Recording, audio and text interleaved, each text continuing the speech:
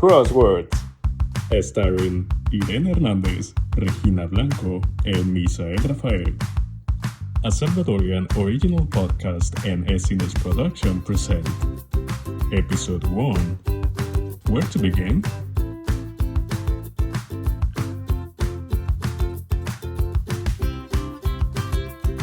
Good morning, bonjour, goedemorgen, buongiorno, Ohio, to everyone joining us in this new podcast, Crosswords, the Joy of Language, a space where we are going to talk about the nuances, difficulties, setbacks, but also the achievements of the life of a translation and interpretation student. This is Regina Blanco. I'm a student of third year at the university. And with me, I have Misael and Irene. Irene, would you like to say something to our audience? Hi, it's so great to be here. My name is Irene Hernandez, and I'm a third-year student of Translation and Interpretation. I'm really happy to be here to share all this idea with you guys, and I'm really hoping that our audience can, share and comment on things. And also, I would like to say that this is a really great space for students or just people that is wondering what it's to be a translator.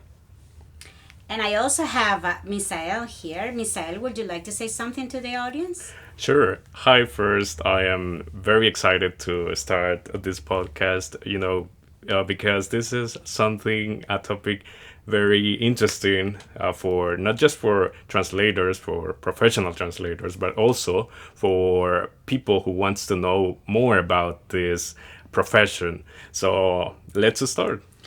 And the interesting thing about today's topic is that we're going to actually discuss about the translation process itself, what is involved in taking a document and transforming it from a source language to a target language.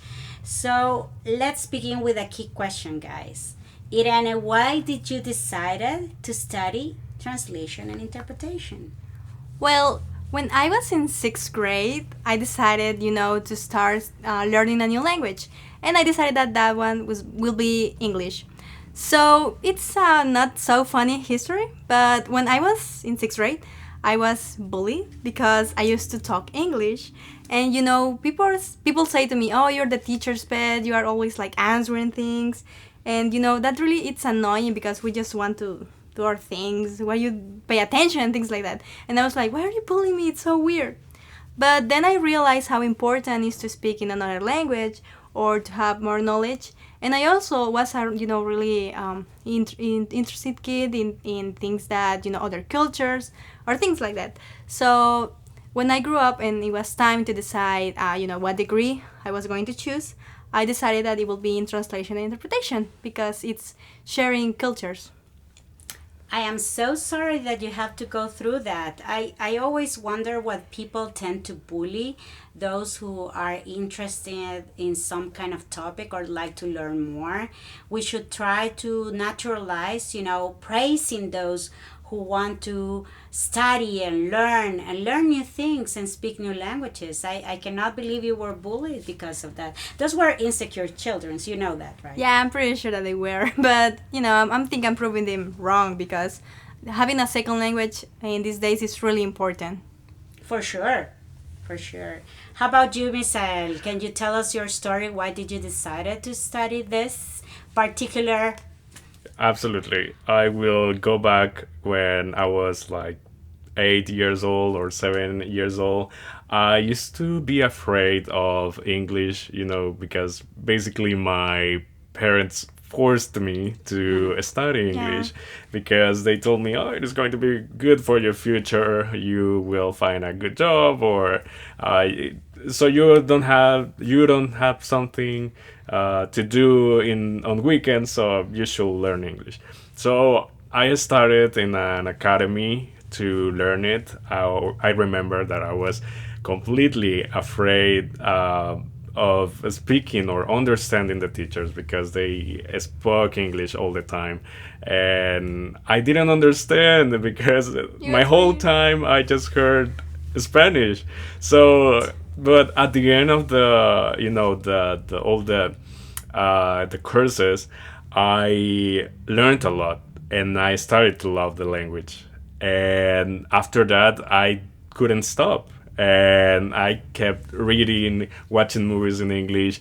And when I decided to learn or to join this profession, I I just thought about how important is to convey a message when someone doesn't know foreign language. So I like to be that, like a bridge for those people who doesn't know English. So I think that's the best part of being a translator or an interpreter. I agree. I couldn't agree more with you, Misael, about that. Well, to me, it was kind of a interesting story. You know that here in El Salvador we have the quinceañera when you turn 15. Yes. Yeah, it's like a big tradition. But I didn't choose to have a party. I chose to go on a trip.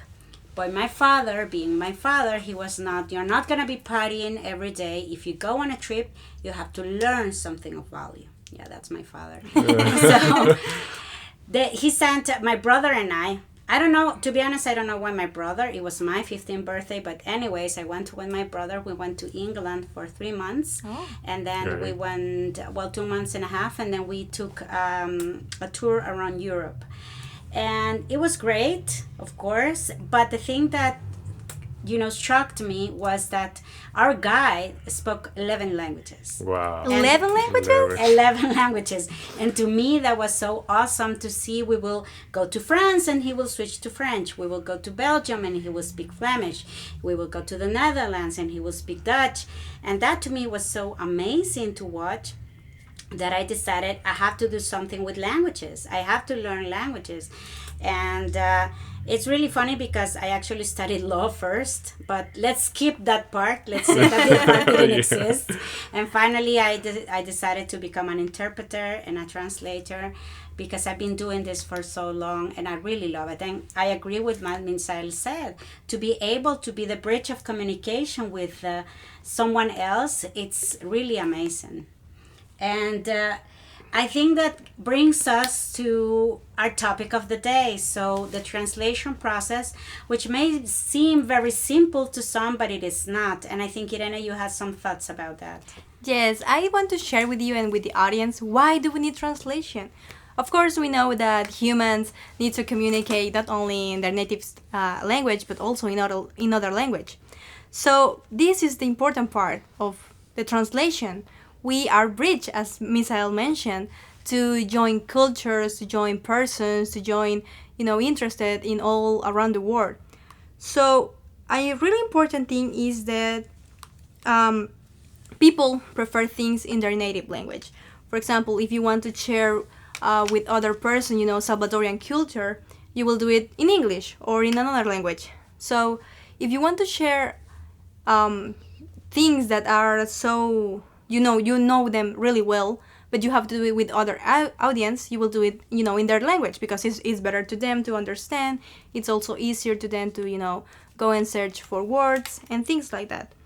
And also is that not everyone speak, Spanish. Spanish is, we have a really large of the population of the world that speak Spanish, but I think that a language that is more global, I will say it's English. So if you have all this information, all this culture and education in English, it will be better because you can access to them, really quickly. And also I think, for example, we can talk about movies that they are dubbed or are subtitled. Subtitled, sorry.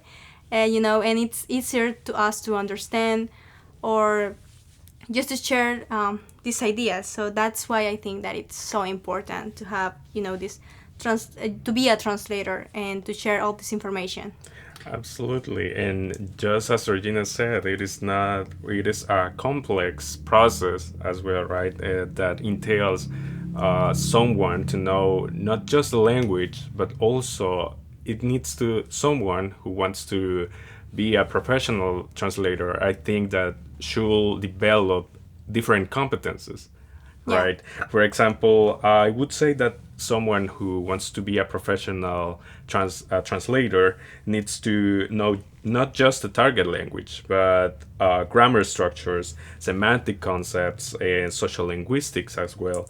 And there's some extra linguistic knowledge, such as general word knowledge and specialist knowledge, for example, because it is not the same the terminology of science or the terminology of, for example, law. It is not the same terminology. So even an instrumental competences, it is quite important because someone will know about documentation as well, and the use of some new technologies as well, because there are different tools that are very useful when it comes to translate documents. There are different formats as well.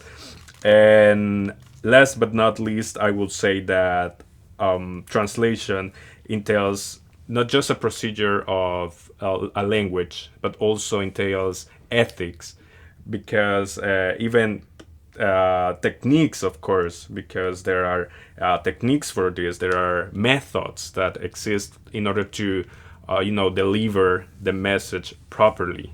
So I say it is a whole package in this word. Yeah, in translation fields. Absolutely. Yeah, and I think to that effect, I think we should talk about the translation process, because a lot of people think, oh, this person is a translator, she's going to put this in Google Translate or whatever else, and that's it. Yeah. But it is not that at all. And so the translation process has a lot of steps that we need to follow.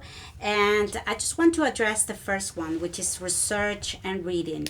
It is so important that before we start translating a document, we first understand what it means and its context in the source language. And so, for example, whenever I get a translation, the first thing I do is I read the complete document in Spanish, in this case, right? I read the complete document sometimes 2 or 3 times, because I want to make sure that I understand, what's the audience, to whom are we speaking. Is this for an article? Is this going to be a lecture during a conference? Is this going to be literature for some course? And it really depends on who you're speaking to, the type of translation that you're going to do.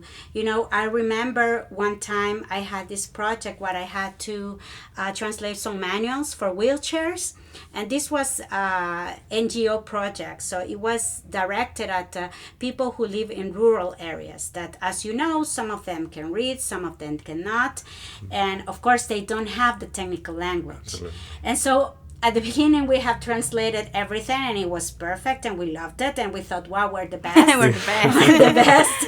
But then the client was like, not really. Could you please simplify? Yeah, could you please simplify the language? Because, we are addressing people that can barely read. And if you put this technical term, then they might not even understand what you mean. And so it was a whole different process to, simplify the language and try to look for words that were not slang, right? Because you don't use slang, but were basic, like basic Spanish for people. And so researching the context and that first read is so important before even beginning to translate the document. You have to make sure that you understand what it means. Also, sometimes, for example, because I studied law, I get a lot of legal translations. But although I studied law, I don't know all the documents in the legal spectrum, So whenever I get a legal document, first I need to make sure that I understand the implications of the document before starting to look for the language. Especially because if it's something legal, is something very, you have to be very careful with the words. It cannot be just thrown to say, oh, it someone makes can sense. go to jail, Yeah, right? exactly. Someone can go to jail. Someone can lose a contract. And then, the fault is that of the translator. So. And who did it? Regina. Yeah, who did it? Yeah, The me. translator. The translator. It was his Go to fault. jail. No, I mean, nowadays, most legal documents do include a clause, that says the source language is the one that matters. The translation is just for information purposes. And I think they do that just because translation is never 100% accurate. You Yeah. always have to, you know, your goal is to, at the end, your goal is to erase all traces of the source language. It has to be read in a way that you would think it was written in the target language from the beginning. So, yeah, it's difficult, but it can be done. It's just a matter of practice, as Nobi is very thorough when you read. Yeah, and now that you are mentioning it, the first review of the in order to translate a text, I recall some of the basic steps that we been taught in the university. And I would say that after internalizing all the text, we can proceed to start the translation. And it is on that stage where we can pick the method. And depending on the purpose of the text, just as Regina said, if it is a literal translation, or if it needs something else, or if it needs some technical vocabulary. So after that, I remember that, for example, also if it needs it is a foreign perspective, right? Because if the document comes from a different country, for example. Now, I would like to also mention some techniques that I can remember. For example, we can apply some different techniques such as transposition, which is the shifting from a grammatical category to another in order to preserve the meaning of the text. And also there is the reduction technique, that is basically removing any words from the original text because it might be redundant or in the target language. And of course, there are more, but the point is that choosing the right technique will depend on the text type and the target reading, the end purpose, and of course the method. And after doing the first draft, I will say that with a proper technique, of course, it is important to review the accuracy of a translation, right? And I would say that maybe it is good to compare with the source text, and later it is good to take a break, and Regina can tell us that as well, because I have worked just on academic translations, but I imagine that a professional translation entails even more time, right? Yes. Because it is not just a few hours. It is, And it's done now. yeah. It's done. Sometimes you will need to take a break of hours or even days in order, because you need to internalize it, or you just get used to the text. So it is better to take a break. And finally, I would say that it is good to polish the translation text in order to find the quality of the expressions, terminology, and even make a proofreading. But there is also another procedure that I think it is also quite important, that goes along with the all this process I have mentioned, which is documentation. So yes, Regina. Yeah, I think I just wanted to add to what you said about taking a break. That's so important, guys. Yes. I have the rule that I never send a translation once I finished. No matter if I finish in the afternoon, in the morning, or in the evening, more so if it's in the evening. I always take a break, and the next day I read it again. Great. I have so many translations from my early days as a translator that I now read and I think, oh my God, what was I thinking? And I think, how could the client pay me? I don't like this translation, or why did I use that word? Because with time and with practice, you start refining your language. You know, the language that you need to know the most is Spanish, because, that's our language. That's the first one you have to master, and then the language. So sometimes I really look at things from the past and I say no, because I have some documents of reference, and maybe I get today a document that I have translated or something very similar in the past, and so I look for it to have as a reference. But then sometimes I look at it and I say no, I'm not gonna use it. This is really horrible. bad. Or sometimes I use some parts of it. But I think it's very important to take a break, to look at it with fresh eyes, we say. And especially also when there are some translation projects that you work as a team with other people, with 2 or 3 translators, because it's so large of a document.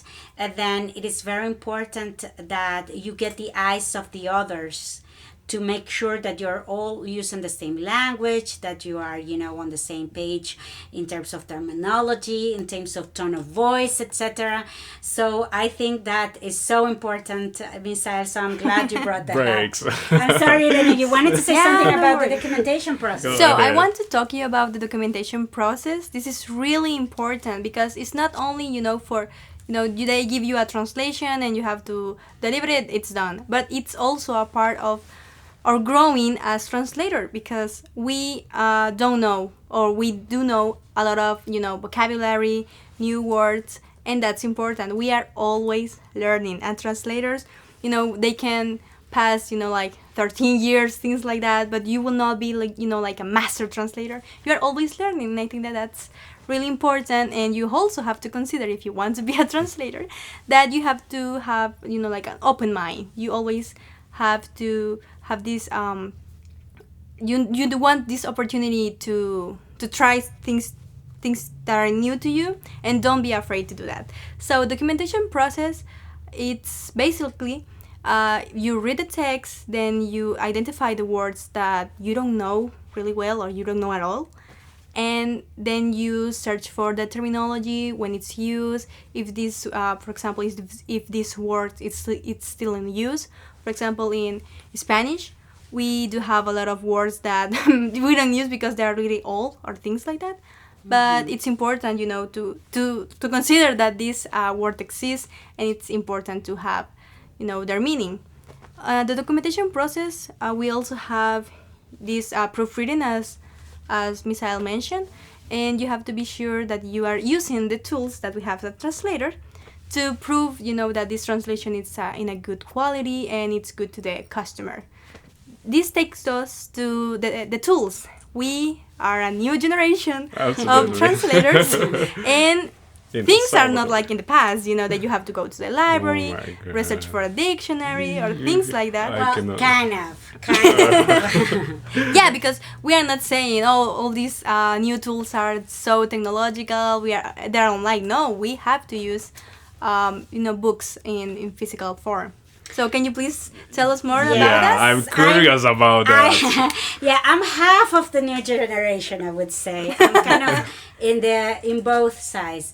But we had once with other colleagues, translators. We attended a workshop with a certified translator from the U.S. He's a Salvadorian, but he went to the U.S. and he got certified by the ATA, which is the American Translators Association. Wow. And he came to explain to us the certification process and to do kind of a diagnosis of our skills as a translator. Yeah. Good. And it was so interesting because the moment he came, he had with him a suitcase, and the suitcase was suitcase? and the suitcase was full with books and dictionaries. What? Old style, old style. Nobody will believe this, but it was really funny because nowadays you think, well, I have Lingui, I have so many, the Oxford Dictionary online, etc. But he was explaining us that, for instance, to take the ATA exam, you cannot use digital resources. Oh. It is so strict, it is so controlled that you can only use things that are written in paper. And so, have you ever used, guys, let me ask you this. Have you ever used an old-fashioned dictionary? I just did it when I was in high school, Okay. but nowadays, because we have smartphones, it is very easy just to type the word. And so I'm currently not using it, but Right. I used to do it. Well, as Michelle mentioned, I did it in high school, but I do remember that when I was little, my mom like brought to the house a big box with a lot of dictionaries that were like science dictionary or linguistic dictionary, things like that. So I do have like contact with dictionaries, but nowadays it's easier, just to type. Yeah, but let me explain you why dictionaries are so important for translators. First of all, because the things that you find online are not necessarily accurate. Yeah. Unless you look for official sources, right? Of course. If you find the Oxford Dictionary online, that's great. But if you go to forums, you can be very well mistaken, because forums like Pros or like Reverso or like many other forums that there exist, is people giving their opinion and their experience or using a term. And so it might be good, it might not be good. Yeah, it's, Yes. you have And to take care. so, They're both this guy taught us many things, but I need to tell you the secret dictionary that I love. It was a whole revelation for me. And so for this, I'm going to ask you a question. How would you say in Spanish to write a list, Misael? I would say hacer una lista. How about you? I will say escribir una lista.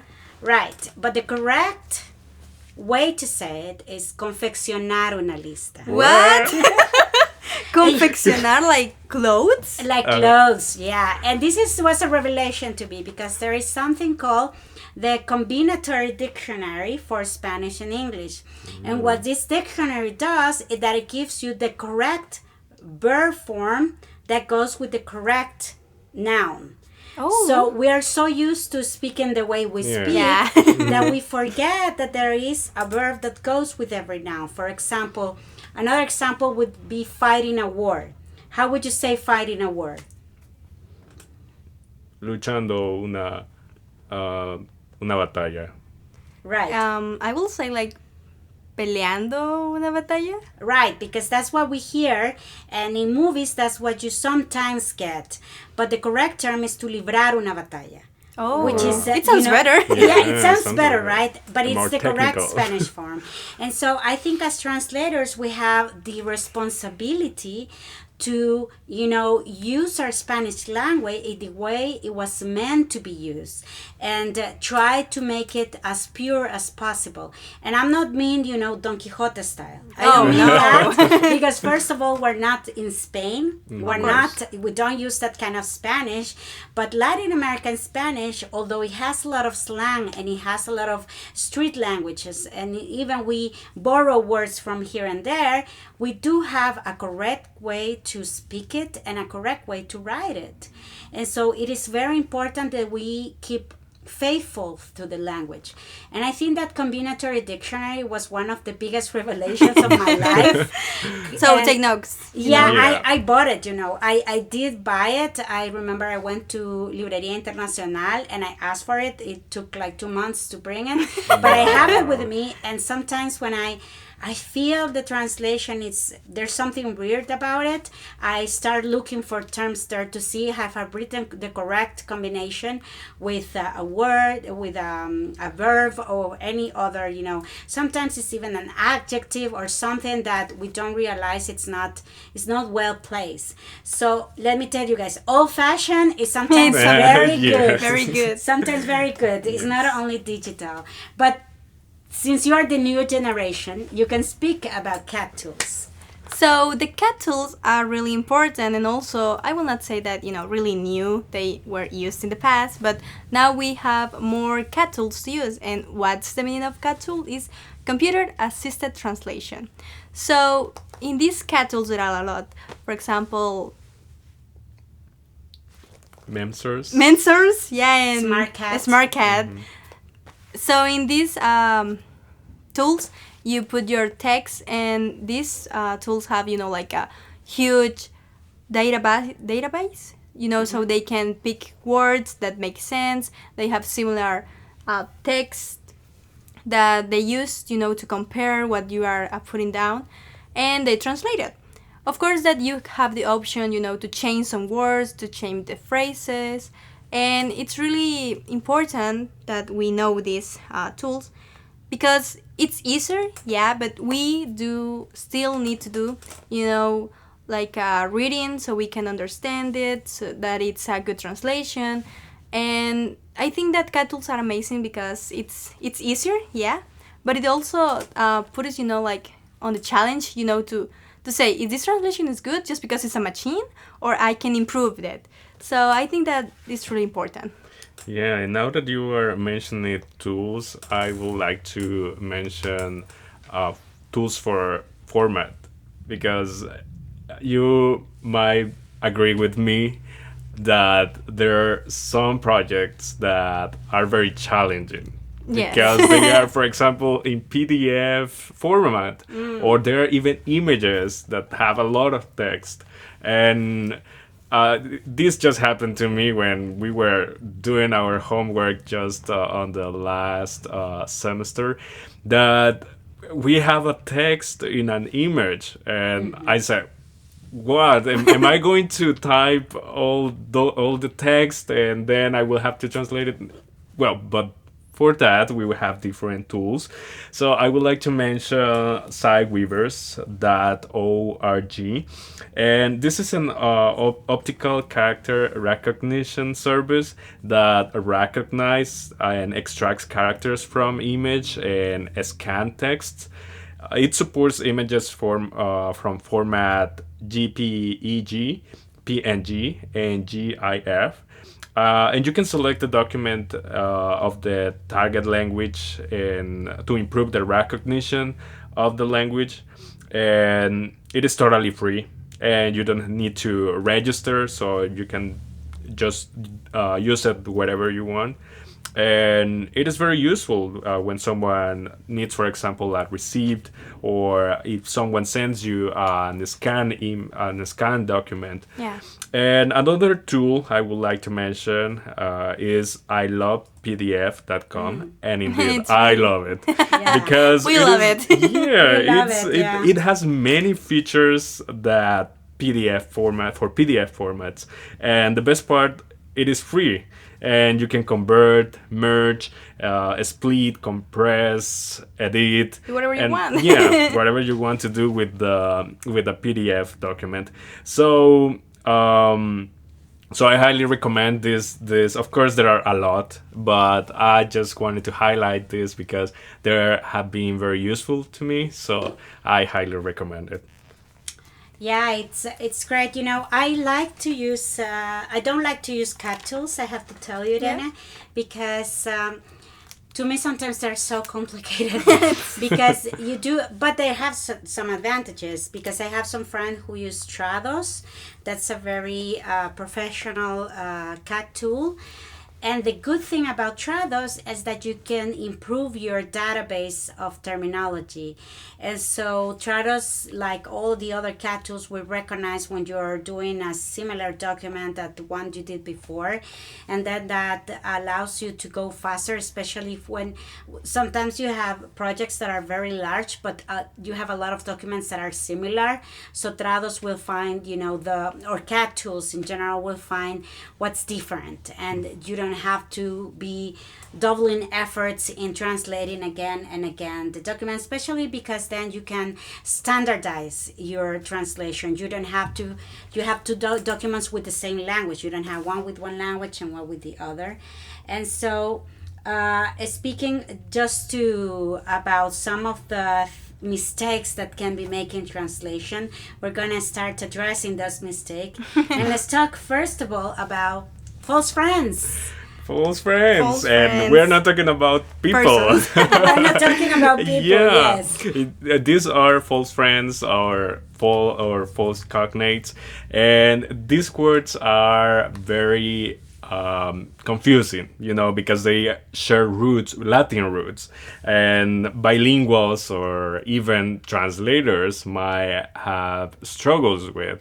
And I would like to tell you some of the words that I have right here. Of course, you will know the meaning, but just pretend that you are a beginner and you're Okay. just learning. So tell me, how does it sound like? If I say embarrass, embarazada. Well, to me, yeah, it sounds like it sounds like embarazada. embarazada. So this is a very common mistake, and it is sometimes there are funny stories about it, but there are also some others like introduce. Introducir. Introducir, yeah, but in real, the real meaning is that you are presented, that you are presentar a alguien. Yeah, Right? because So- we were also doing another false friend. Yeah. So that's some examples that I wanted to share with you, and I would like to share that also I used to have when I was learning English, and I hated back on those days. I used to have difficulties with dessert and dessert, right? Oh. Because they sound alike, and they even have almost the same way to write it, right? But I remember that I was just giving my speech, hey, and I like dessert. And everybody was like, what did you What? say? Like cuddles too? Yeah, but then my teacher told me that dessert is desierto, right? Right. The place, the warm place. And dessert is postre. So I wanted to say that I like el postre. Right. So it was funny, but I learned from that mistake, and I think there are a lot of other experiences that you might share as Yeah. well. Well, let me tell you a very funny story about that. It's not a false friend, but like you say, when you mix the words because you don't know the language very well. And during that trip to England that I was telling you about, I remember I was in an intermediate class, I think, and I was the youngest one there, and I was surrounded by, I don't know, 20-year-olds, 30-year-olds, and I was a 15-year-old. And you know, here in El Salvador, it's very common that you tell your friends, te quiero mucho, oh, you're so nice, te quiero mucho, Yeah. I send you hugs and everything. And so I remember there was this guy that did a favor to me, and I just wanted to say, oh, thank you so much, te quiero mucho. But I said, I want you. I want you. What? I want you, which means something completely different in English, as you know. And the funny thing is, I didn't realize it at the moment, but then this guy started getting interested in me and started asking me my out and goodness. everything. It was kind of creepy because he was really, Yeah. I think he was at the time, I don't mean no harm, Michelle, but I think he was about 27 or something like that. But you have to take into account that I was 15 years old. Yeah. And so it was so strange to me to be harassed by this guy. Yeah. And so I finally asked someone, another Spanish classmate, I told him, I don't know what's wrong with it. And said, well, but he said that you guys connected or something. I said, I don't know when. Special connection. A special I'm connection. confused. And I said, I cannot recall when. And when I told him about, I just said this, maybe he took it back. And he started laughing and said, you know what I want you means? And I was like, okay, you know, let there be a warning to all the youngsters out there. Be sure of what you say to someone else. Of course, at the end, I managed to get away. Never clarify. I was so embarrassed of course. to say something, but I managed to get away. But yeah, let there be a lesson for everyone. Make sure that you know what you're telling somebody before you tell them, I want you. Want you, it's a really, Absolutely. strong phrase to say to someone. Yeah, I know. Poor Regina of 15 years. Yeah, I know. Poor 15-year-old me. Yeah. So as you know, in internet there are a lot of, memes and things like that. But I want to share with you funny translation photos that I find. For example, we have this one that say that the name of the restaurant or the thing is Hotel Furniture Outlet. Okay? And the translation is Enchufe de los muebles del hotel. So it's literally translation. They put it in Google Translate and say, yeah, it's okay. And they put it in a big billboard. I don't think even Google Translate. I think the Google Translate translates Yeah, better than that. they will do it better. So we have also this sign that it says no swimming, and in Spanish it says ninguna natación. So it's like it's Sounds so weird. so weird. And I have also this one that says no hay lugar, and the translation is there is no place. So it's if you're reading this like there's no place. What? What are we doing here then? Yeah, is this a void? Yeah. So Is this a vortex? vortex, right? So it's really important, Yeah. if you need to translate something, hire a translator. Yes. Or, Yes. it's not just to put it in Google Translator or a CAT tool. You have to have this, humanity in translation. So it's really Right. important to us to understand and to be proud of the degree that we choose. And, we are not people that know English. We are preparing ourselves to be translators. And I think that's also very important. And I think we can, start giving our closing remarks to this first episode, which has been such an enriching conversation. Yes. Yes. But I think Irena mentioned something really important. We're not people who just happen to know English. You casually know Yeah, English. just casually you were just walking and you know English. No, it's not like that. I mean, I would even say if you want to study translation and interpretation, you have to know English beforehand. This is not something that you're gonna learn at the university. Yeah, on the way. What you're gonna learn at the university is the techniques, the methodologies, the way to do translation and interpretation. But you're not gonna learn English, so it's very important that you know it beforehand before entering into this, into this field. Or that if you don't know English beforehand and you decide to study that you take maybe some side classes, some side courses, go to academy, hire a tutor or something like that, because it is very important, as I said before, that you master first your native language, Yes. Spanish, and then that you master a second language, a target language, or even a third. Most interpretation and translation pensums or curricula have a third language involved. So that will be my advice to future translators. Oh, and I would take my sex in the mic to say read. Reading is so important to improve your own language. Read as much as you can, whatever you can. You can read the newspaper, you can read comics, you can read mangas, you can read books, novels, bestseller, whatever you like, but read a lot because that will help you improve your fluidity, your language, your knowledge, of words. That's very important. That will be my closing remarks. Misael, to you. Yeah, I would say that it is important to have a suitcase full of dictionaries. Yes, definitely. No, I'm just kidding. But yeah, I like that part that you mentioned about the dictionaries. Old fashioned is also we should take in consideration as well all many tools that we have in the past as well, not just technology, right? Because Yes. sometimes it just will mess it up. But I also think that language is constantly changing, and we Yes. have to update ourselves in different ways, not just in tools, but also in the language. So I would say that those are my thoughts about this conversation, and I really enjoyed it because it was really I funny. learned a lot about the experience of Regina. She knows a lot, and her fun experiences as well. Yes. Thank you for that, Misael. And with this, we conclude our first chapter or first episode. Where to begin? Stay tuned for more podcasts to speak about everything involving the translation and interpretation studies and field and profession. So bye guys, see you next time, or hear you next time more likely. Bye. Bye, Bye, salud. see you.